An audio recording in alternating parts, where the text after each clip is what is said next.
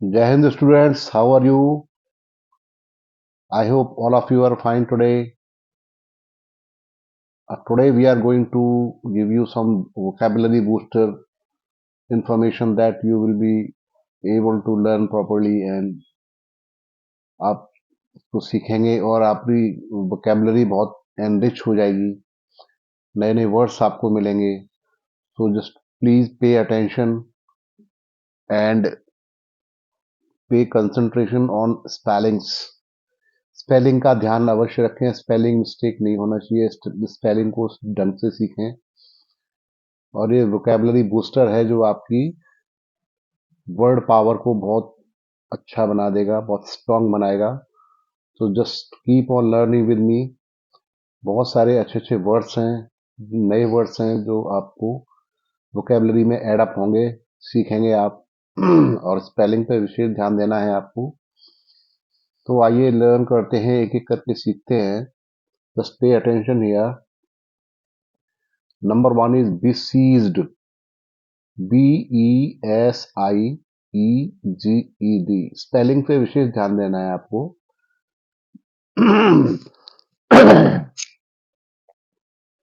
Disease का मतलब होता है घिरा हुआ, या इसका सिनोनिम है, इसका अर्थ है, इंग्लिश में मीनिंग है दूसरा, नियरेस्ट वर्ड है सराउंडेड.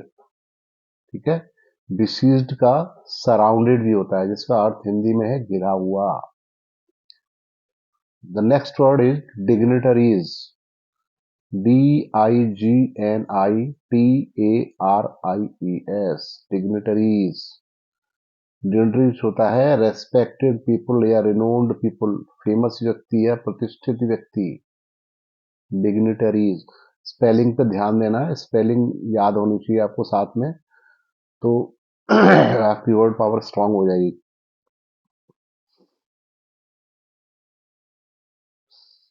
अगला वर्ड है सेरेमनी. CEREMONY. इसमें ई भी है, ई बीच में ई है. CEREMONY. सेरेमनी होता है रिचुअल. रिचुअल होता है अनुष्ठान, कोई अनुष्ठान करते हैं, धार्मिक या सांस्कृतिक अनुष्ठान होता है, उसको हम बोलते हैं सेरेमनी या रिचुअल. जैसे वेडिंग सेरेमनी होता है, विवाह समारोह होता है, या और भी सेरेमनीज होती हैं, बहुत से रिचुअल्स होते हैं, उनको हम बोलते हैं. तो CEREMONY. सेरेमनी मतलब रिचुअल, राइट. और देखिए डेकेड. DECADE. डेकेड होता है पीरियड ऑफ 10 years. 10 साल का समय यानी दशक, जिसको हम दशक भी बोलते हैं. 10 वर्ष का समय होता है, इसको हम बोलते हैं decade. Understood that. The next one is humanity. HUMANITY. Humanity. इसका दूसरा मीनिंग इंग्लिश में सिनोनिम होता है मैनकाइंड.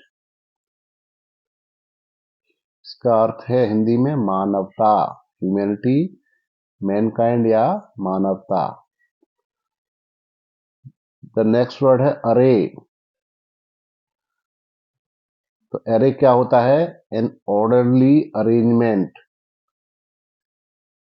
जब किसी चीज को हम एक लाइन में लगा देते हैं, एक लाइन में सजा देते हैं, उसको बोलते हैं अरे. ठीक है, अरे होता है. इसको हिंदी में क्या बोलते हैं? कतार या पंक्ति. Got it? समझ में आ गया. The next word is dignity. DIGNITY. Dignity means respect, सम्मान.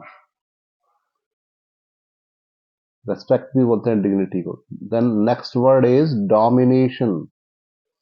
DOMINATION. डोमिनेशन माने कंट्रोल या नियंत्रण. याद हो रहा ना? साथ साथ में सीखते रहिए, याद हो जाएगा. डोमिनेशन मीन्स नियंत्रण या कंट्रोल. अगर इसकी स्पेलिंग लिखने को आए तो आप बिना देखे लिख सकें, इसलिए स्पेलिंग पे भी ध्यान देना है. The next word is hurt, HURT, hurt. Hurt का सिनोनिम जो वर्ड होता है, समानार्थी शब्द होता है इंजरी, INJURY, इंजरी। हर्ट भी होता है, इंजरी भी होता है, सेम है। इसका अर्थ होता है घाव या चोट। The next word we have generosity. Generosity होता है दयालुता या काइंडनेस, इंग्लिश में इसको काइंडनेस भी बोलते हैं, दयालुता। जनरस होता है दयालु और जनरसिटी होता है दयालुता या काइंडनेस। अगला वर्ड है ऑनरेबल, HONOURABLE, ऑनरेबल होता है रेस्पेक्टेबल, सम्माननीय। ठीक है। अगला वर्ड है ह्यूमेन। ह्यूमेन मतलब होता है काइंड हार्टेड, दयालु, जिसके अंदर दया होती है उसको बोलते हैं ह्यूमेन। ह्यूमन नहीं है, ह्यूमेन है। देखो, HUMANE, एन के बाद ई लगा हुआ है ना, तो ये ह्यूमेन हो जाएगा। अगला वर्ड है ब्रूटैलिटी, BRUTALITY, ब्रूटैलिटी होता है क्रूएलिटी यानी क्रूरता। अगला वर्ड है कॉन्कर, CONQUER, कॉन्कर मीन्स होता है विन या जीतना। The next word is triumph. Triumph होता है विक्ट्री, विजय या जीत। स्पेलिंग पे ध्यान देना, TRIUMPH, triumph. The next word is extinguish, EXTINGUISH, extinguish का अर्थ है टू पुट आउट, बुझा देना या बुझाना। जैसे आग जलती है, आग को बुझा देते हैं, दीपक बुझा देते हैं। अगला वर्ड है इंक्लाइनेशन। इंक्लाइंड माने होता है झुकाव, है ना, तो इंक्लाइनेशन या टेंडेंसी, TENDENCY, टेंडेंसी। ये दोनों एक जैसे ही वर्ड हैं इंग्लिश में, इंक्लाइनेशन या टेंडेंसी। इनका अर्थ होता है झुकाव। ठीक है, जैसे किसी का झुकाव किसी तरफ है, इंक्लाइनेशन है, उसको बोलेंगे झुकाव। A company, ACCOMPANY, a company, to go with, साथ जाना, किसी के साथ जाते हैं। आई कैनॉट accompany यू, मैं आपके साथ नहीं जा सकता, है ना, तो यहाँ accompany वर्ड आएगा। कंपनी मतलब साथ साथ जाना, accompany। अगला वर्ड है प्रोवर्ब। क्या होता है proverb? PROVERB, proverb means saying या कहावत। कहावतें चली आती है, उनको प्रोवर्ब बोलते हैं। जो बहुत लंबे समय से लोग बोलते हैं, कोई कहावत जो मान्यता होती है, उसको बहुत लोग मानते हैं, उस चीज को, ऐसा होता है। लिस्टलेस, LISTLESS, लिस्टलेस होता है लैकिंग एनर्जी, थका हुआ या उदासीन, जिसको कोई इंटरेस्ट नहीं होता किसी काम में, हारा हुआ, थका हुआ, एनर्जी नहीं होती इसके अंदर, उसको बोलते हैं लिस्टलेस। ठीक है ना। ब्रूड, BROOD, ब्रूड, ब्रूड माने थिंक या सोचना।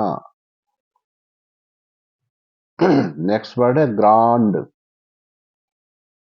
ग्रांड का अर्थ होता है शानदार, या दूसरा वर्ड है ग्रांड का मैग्निफिसेंट, MAGNIFICENT, मैग्निफिसेंट मीन्स शानदार। फिर अगला वर्ड है HAY, हे, इसको हे बोलते हैं, हे, HAY है। ठीक है। ड्राई ग्रास, सूखी घास, हे को, सूखी घास को बोलते हैं हे। The next word is documents, DOCUMENTS, documents होता है रिकॉर्ड्स, RECORDS, रिकॉर्ड्स या दस्तावेज, डॉक्यूमेंट्स। ठीक है ना।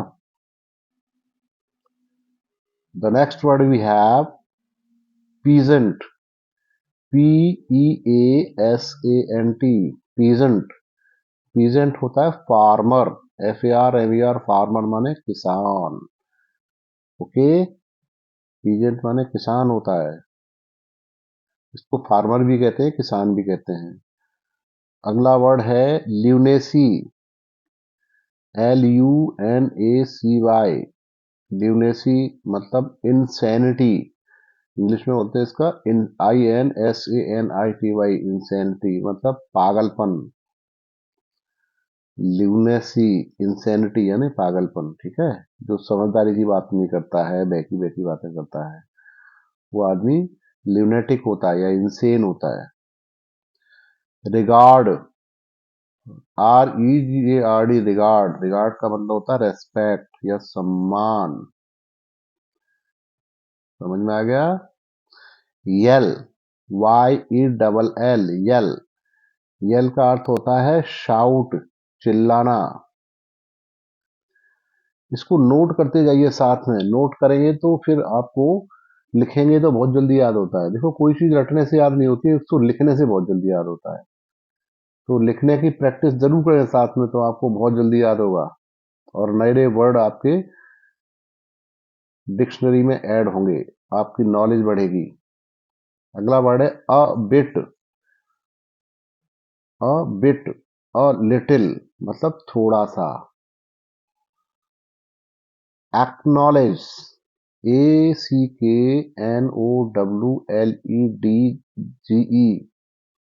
स्पेलिंग पे विशेष ध्यान देना, ठीक है, ध्यान देना है। ACKNOWLEDGE,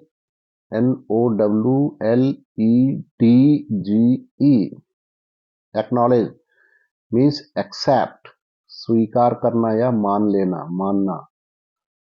द नेक्स्ट वर्ड है burden, BURDEN, BURDEN, burden. Burden का मतलब होता है लोड या बोझ। तो इस तरीके से आपने इतने सारे नए वर्ड सीखे हैं। देखिए, ये इतने सारे नए वर्ड हैं और आई होप आपको ये याद हो गए होंगे।